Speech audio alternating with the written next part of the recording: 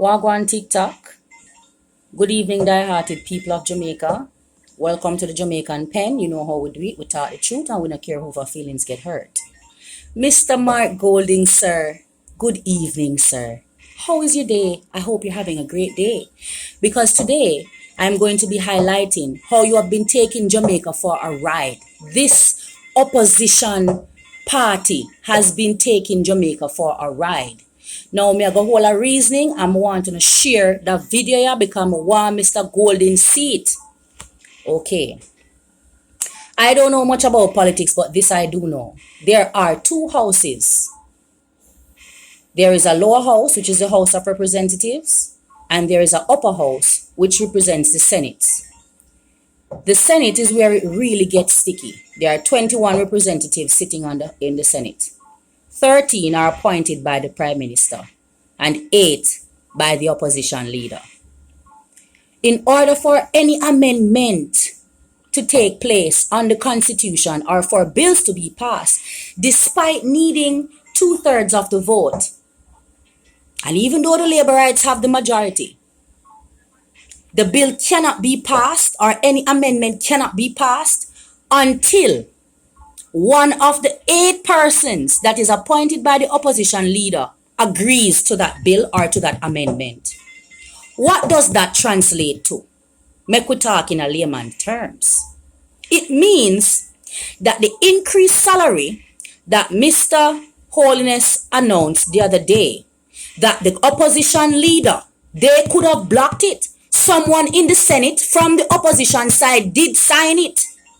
And even though Mr. Golden is claiming that it is ridiculous, the increase, and it does not communicate the economic condition of Jamaica, it does not match the economic condition of Jamaica, even though you've said that, Mr. Golden. You have not done your due diligence on the behalf of the Jamaican people who are your employers. So yes, Mr. Holness came and he announced increases for salaries. But who passed them an increase upon the salary? How were they passed? Is there an oversight committee that oversees these decisions? Or can the government, the finance minister and Mr. Andrew Holness at any time just come and say, oh, we're going to increase pay? And there is no oversight committee that oversees it to say these increases are ridiculous? And Jamaica, it is time for us to wake up and stop acting like we're idiots. We need to stop making things be a one-day wonder. We talk about it today and tomorrow it's out of our minds. We need to stop that. We need to hold them accountable. Mr. Golden, there must have been something that you could have done to block it.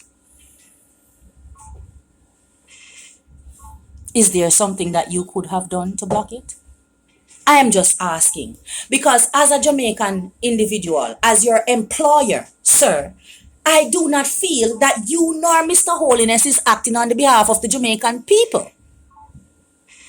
You sit there on the opposition, but you are not working. It's not about being loud. It's not about being, what's the word I want to find? An awful individual. You can be as quiet as calm as you choose. Because sometimes silent river run deep. But you not drop the bombshell them as the opposition minister on the governing party. As the shadow cabinet of Jamaica, you are not dropping the bombshells on Mr. Holiness and his administration. It makes me wonder that when you come and you talk about these topics that you say concern you, sir, all you do is talk like the rest of us. When you sit in a position and have the power in your position where you sit to make the condition different. So this is what I would like as your employer. For you to tell Jamaica what you are doing. What are you doing to roll back the salaries that have been ridiculously increased, seeing that so many of our teachers are leaving because of lack of pay, seeing that our nurses are underpaid, our police are underpaid, our emergency people, civil servants are underpaid. Let us give you guys a salary that matches the Jamaican economy, matches our economic equation, because currently, we're not asked for no match. Like I said, Jamaica, there are 21 members who sit on the Senate. 13 are appointed by the Jamaica Labour Party or whoever is ruling in power, the government of Jamaica. 13 of them are appointed by him or her. And 8 are appointed to the opposition, appointed by the opposition leader. And remember, even though the government needs 2/3 of the vote to pass any bill or to make any amendment to the constitution, that cannot be done until at least one member from the opposition party agrees to the bill. So when I see some foolishness happening in Jamaica, I know one member from the opposition signed on the goddamn bill for it to pass. Or it couldn't pass. And if the opposition, no Senate and the opposition signed on a particular bill for it to gain approval in Parliament, that means that the Jamaica Labour Party is acting outside of the Constitution unlawfully. And that would mean that the Governor General needs to step in and dissolve Parliament immediately so that the elections can occur.